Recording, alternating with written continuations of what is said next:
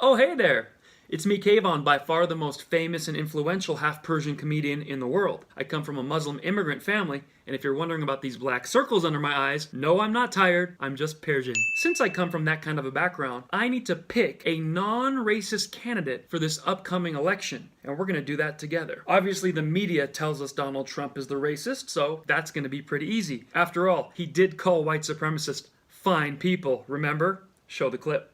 They were people protesting very quietly the taking down of the statue of Robert E. Lee. People that were very fine people on both sides. And I'm not talking about the neo-Nazis and the white nationalists, because they should be condemned totally.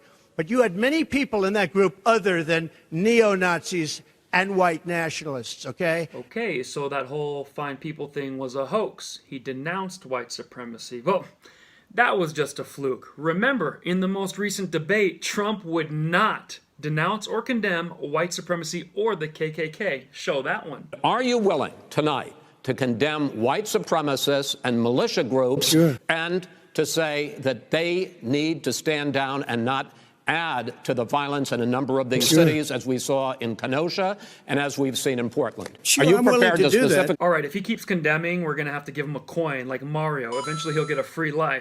But that wasn't a very good condemnation. I like him hard and fast. It's not like he already condemned white supremacy to that same reporter 4 years earlier, is it? What are your views on the Ku Klux Klan and white supremacists? I totally disavow the Ku Klux Klan. I totally disavow David Duke. You're telling me he condemned white supremacy to the same reporter? And why is Chris Wallace so focused on condemning white supremacy? This is like a fetish for this sicko. Go on, do it. Condemn it, Mr. President. Condemn it for me. One more time. Tell me I'm a bad boy. Tell me I'm a racist. Tell me you hate the KKK. I need you to do it. Ooh, tell me how much you hate the Grand Wizard.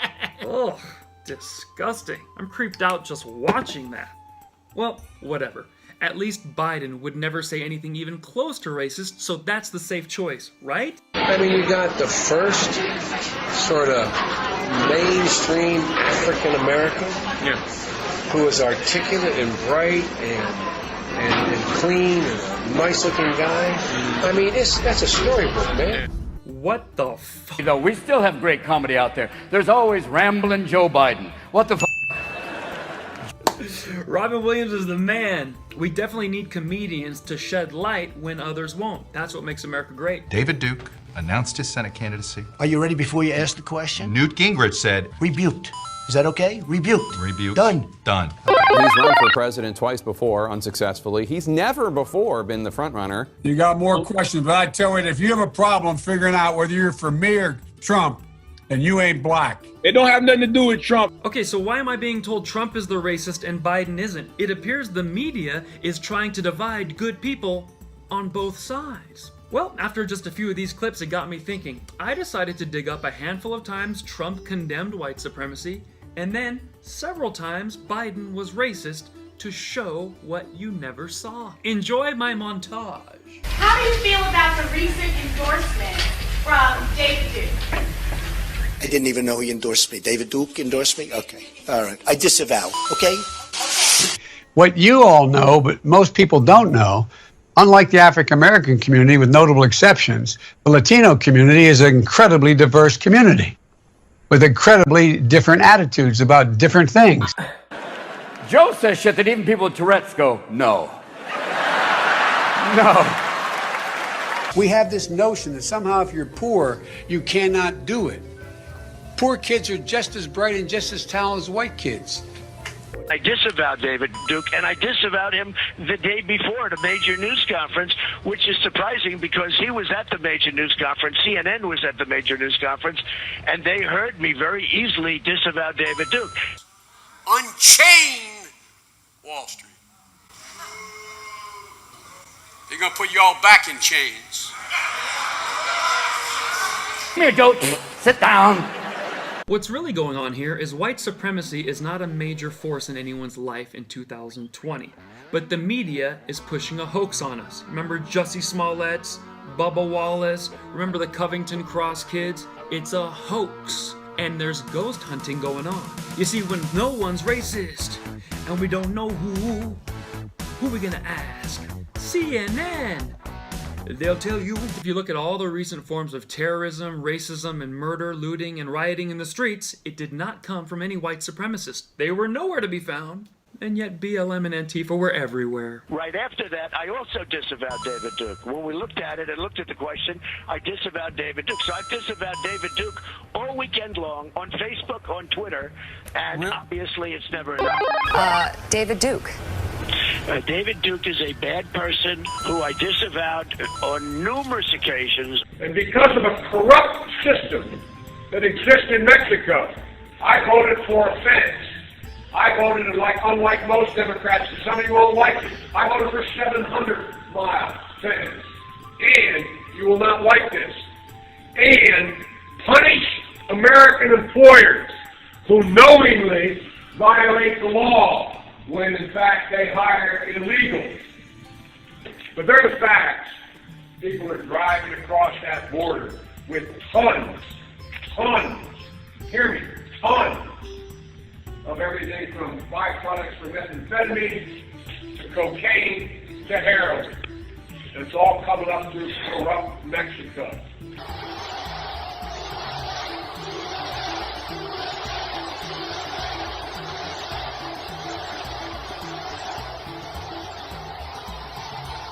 In the good old days, law enforcement acted a lot quicker than this. He put out this tweet saying, as I stated at the press conference on Friday regarding David Duke, I disavow. I won't say fairly. I have a very strong view relating to the matter to which you spoke last, and that is the hiring of undocumented workers. What did take place was a violation of the United States immigration law. The committee and the public, as we've discussed, has to be assured that you are, without exception, going to be willing to enforce the law. In the immigration law, when did you first hire the unauthorized workers? Maybe it's time we realize that millennials will call everything racist. If they can't win an argument, you're racist. That's what they learned at college. Their professor gave them an A+ for it, made them valedictorian, and then handed them a bill for $300,000. Cha-ching! Class dismissed. They then go out into the world with that knowledge. If your dad grounds you, he's racist. If your brother takes your favorite ball away, he's Hitler. And worst of all, if your mother does not bring home the right flavor ice cream, she's a racist Hitler. When I put out that I reject KKK and David Duke, nobody picks it up. You know why they don't? Because they don't want to pick it up. Now, I have been asked this question so many times. I have rejected it so many times. White supremacists are saying, do you want those votes? No, I don't want them, and I don't want him to say it. I don't like any group of hate. Fresh scrutiny comes from his earliest years in the Senate, when he strongly opposed mandatory school busing. It was designed to achieve integration and a more equitable education. What's less known is how he followed the lead of some of the Senate's most fervent segregationists. In a series of never-before-published letters reviewed by CNN, the strength of Biden's opposition to busing comes into sharper focus. On March 25, 1977, Biden wrote, "My bill strikes at the heart of the injustice of court-ordered busing. It prohibits the federal courts from disrupting our educational system." Biden sought and received support from Mississippi Senator James Eastland, a leading symbol of Southern resistance to desegregation. He frequently spoke of blacks as, quote, an inferior race. And it's personal, and I was actually it was hurtful to hear you talk about the reputations of two United States senators who built their reputations and career on the segregation of race in this country. And it was not only that, but you also worked with them to oppose busing. And you know, there was a little girl in California who was part of the second class to integrate her public schools. And she was bused to school every day. And that little girl was me. Do you agree today that you were wrong to oppose busing in America then? No. To coddle the reputations of segregationists, of people who, if they had their way, I would literally not be standing here as a member of the United States Senate, is, I think, it's misinformed and it's wrong. Does he apologize for that? He's going to have to make that decision. But, you know, let's be very clear that the senators that he is speaking of with such adoration are individuals who made and built their reputation on segregation. the Ku Klux Klan celebrated the election of one of them. So this is a very serious matter. Hate groups are not for me. But I've said this before.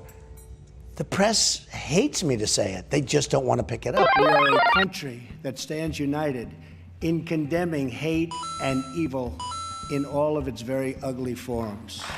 Joe is like her uncle who's on a new drug and hasn't got the dosage right. No, I haven't taken a test. Why the hell would I take a test? Come on, man. That's like saying you, before you got in this program, you take a test where you're taking cocaine or not. What do you think, huh?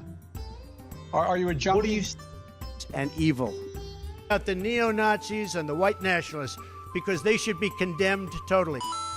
We condemn in the strongest possible terms this egregious display of hatred, bigotry, and violence. It has no place in America.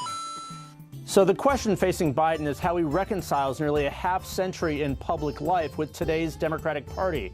Of course, Jake, one of his biggest pieces of experience is that experience and long record. That also is one of his biggest challenges. Even call centers, which rushed overseas in the hundreds of thousands. How many times you get the call? I'd like to talk to you about your... Racism is evil. And those who cause violence in its name are criminals and thugs, including the KKK, neo-Nazis, white supremacists, and other hate groups that are repugnant to everything we hold dear as Americans. In Delaware, the largest growth in population is Indian Americans moving from India. You cannot go to a 7-Eleven or a Dunkin' Donuts unless you have a slight Indian accent. I'm not joking. Oh, gigantic. This reminds me of those lawyer commercials. Have you or someone you've loved been called a racist? Call 1-800-I'm-NO-JOE. 1-800-I'm-NO-Joe Biden. The blinders have been taken off. They've all of a sudden seen a hell of a lot clearer. They're seeing, geez, the reason I was able to stay sequestered in my home is because some black woman was able to stack the grocery shelf. The problems that the Democratic Party's having right now with this Joe Biden guy. You guys got to be able to call it out. You can't let this slide because everybody else sees it, and Trump is going to eat him alive. He's going to eat that guy alive. The guy can barely remember what he's talking about while he's talking. Free from violence, hatred, and fear. We want our country to be a place where every child from every background can grow up free from fear, innocent of hatred. There must be no tolerance for anti-Semitism in America. We must never ignore the vile poison of anti-Semitism or those who spread its venomous creed. He's racist. Here's the deal. If someone's racist and you don't know who you gonna call? Joe Biden. Yeah, see, he doesn't know what he's talking about when he's talking. And this is not like this. I'm looking at this like a medical condition. In one voice, our nation must condemn racism, bigotry, and white supremacy. Now look at all these photos of Trump with various people of various nationalities trying to improve all their lives.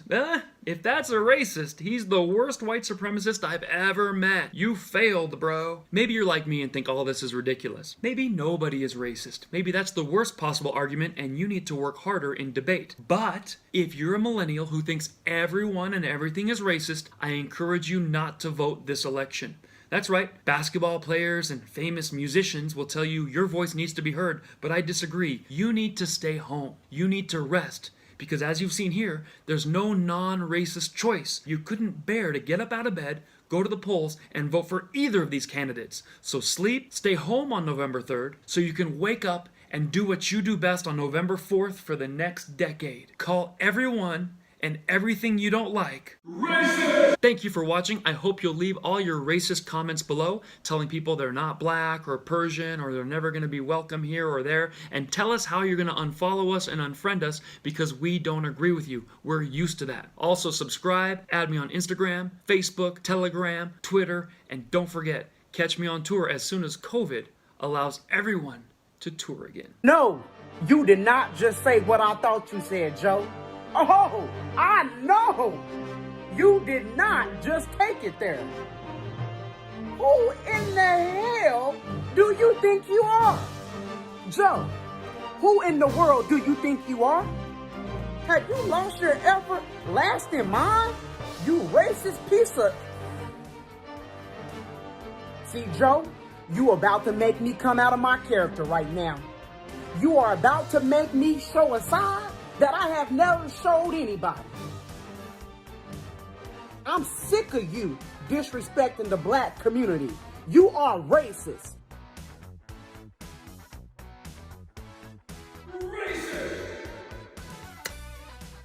Okay, what the hell is going on here?